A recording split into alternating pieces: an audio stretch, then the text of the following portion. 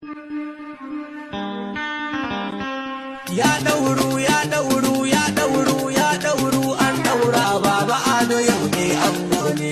Maimuna ita ce amarya yau lokacin ku ne. Auren so ne haɗin soyayya ne. Maimuna ita ce amarya yau lokacin ku ne. Maimuna ita ce amarya yau lokacin ku ne.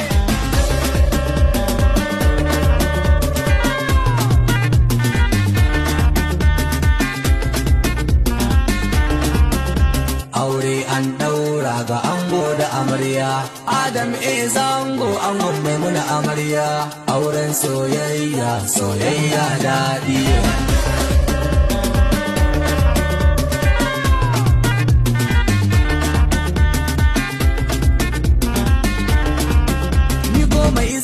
Sai na kira jalla tabara, Allahn da ya yi fari kuma ya so fari ta fara, shi ya mun baiwar hikima ta waka in raira, bayin kaina ne ba rabbana haka ya tsara, Allah ninka dubu dubu salatin ka ga nura, manzan ka da duk wanda ya bar shi yayi asara, ka samu a ceton shi rabbi Allah mun duba.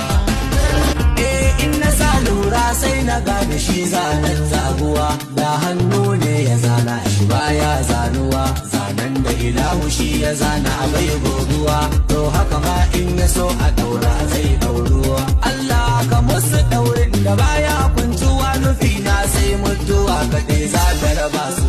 Ango Adamu zango ta kasannuwa, da kai da amaryar ka Maimuna ir alfarma, a bar ma ce ku ce nufin Allah ne, ku gane aure zaman babban sunna ne, ku sunna da an kira ta ibada ne, kai da ganin wannan haɗin alkhairi ne.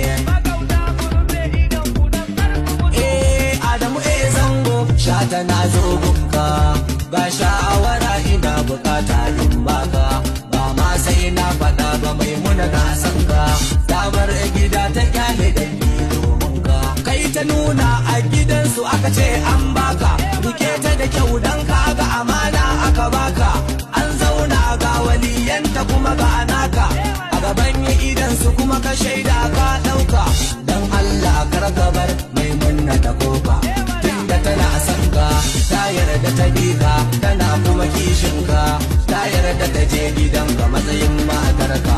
Baba Adamu zango yau ka zam ango, yau dai ga mai wanda ka zam mata jigo.